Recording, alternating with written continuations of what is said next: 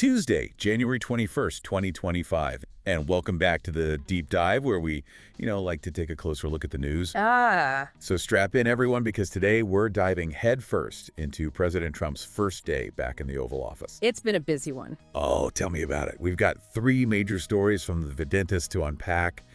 And let me tell you, each one has the potential to, really shake things up globally. No kidding. We're talking a complete reversal on immigration policy. Big one. Then some pretty controversial comments about the January 6th Capitol riot. And get this, the U.S. is pulling out of the World Health Organization. Again, you got it. So are you ready to get informed? always. So all right then, let's dive in. Let's do it. So first up, immigration. Okay. One of President Trump's first moves was to slam the brakes on this Biden-era policy Right. called humanitarian parole. Yeah, this program basically allowed people from countries, facing some sort of crisis to come to the U.S. temporarily for safety. Right. But Trump's order, well, it specifically shuts that down, but only for migrants from 4 countries. Really? Yeah, though we don't actually know which ones yet.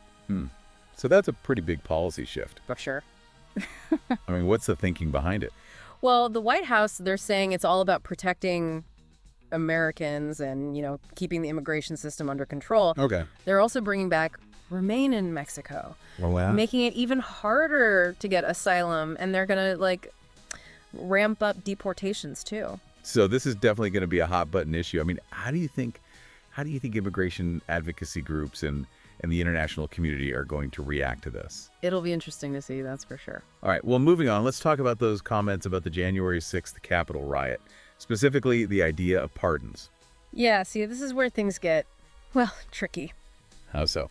Well, Trump suggested that none of the rioters had guns, which, that's directly contradicted by evidence. Multiple people were charged with carrying firearms that day, some even assaulting police officers with them. I was just reading about that guy, Christopher Alberts, who was convicted of carrying a loaded 9mm pistol. Right. He got 7 years. Yeah, and then there's Mark Massa, 5 years for bringing 2 firearms, 1 loaded.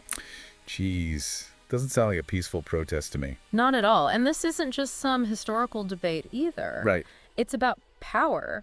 Pardoning these rioters, it sends a very specific message about Trump's stance on what happened on January 6th. And, it's likely to just further divide the country, Yeah, it definitely raises a lot of questions about the future, too. How will this affect the 2024 election? What does this mean for law enforcement and, future protests? There's a lot to think about here. Absolutely. Okay, last but not least, the U.S. is saying sayonara to the World Health Organization.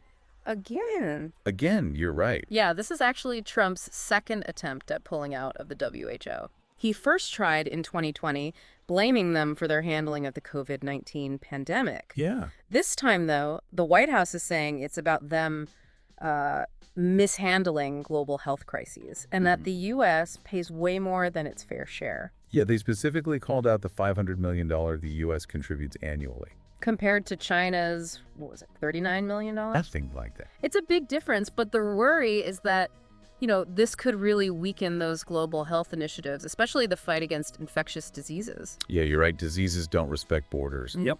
And a lot of experts are worried that this could lead to setbacks in combating things like AIDS, malaria, tuberculosis. Exactly. It'll be interesting to see how this all plays out, how the global health landscape shifts as a result of this. Yeah, definitely something to keep an eye on, for sure. And what I find really interesting is how these 3 stories, like immigration and the January 6th pardons and leaving the WHO, they all seem kind of, unrelated at first, but they actually hint at this bigger theme in Trump's second term.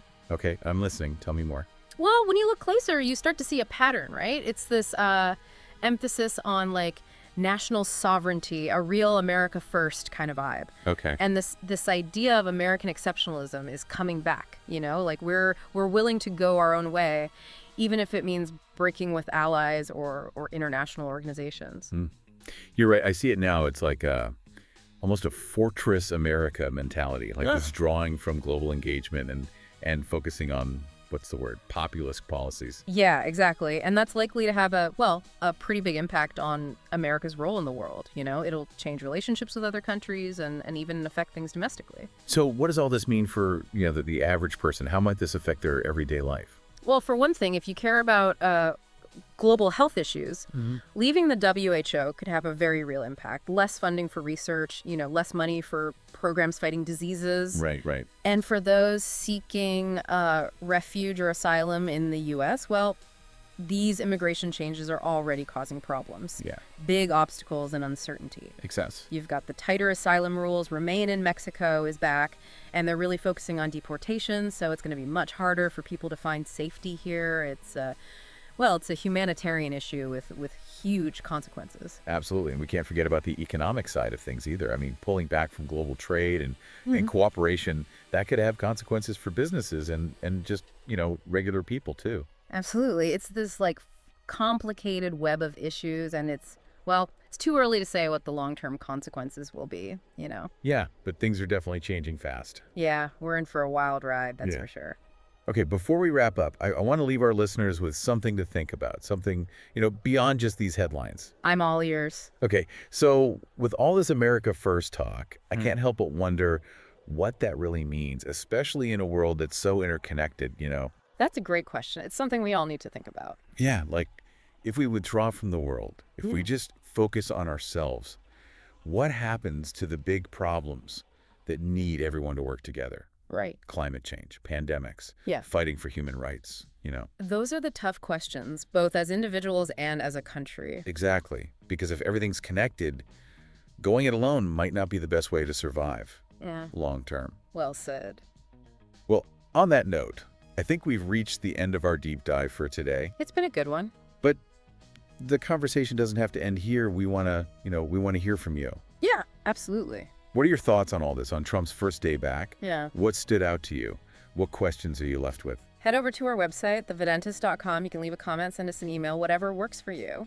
We are always listening. And hey, we might even, feature your insights in a future episode. We love hearing from you guys. Because honestly, the best conversations, they involve, multiple perspectives. And that's what we're all about, right? Creating a space where we can all learn from each other and really understand the world a little bit better. Couldn't have said it better myself. So until next time, stay engaged, stay informed. And stay curious. We'll be back soon with another deep dive into the biggest stories shaping our world.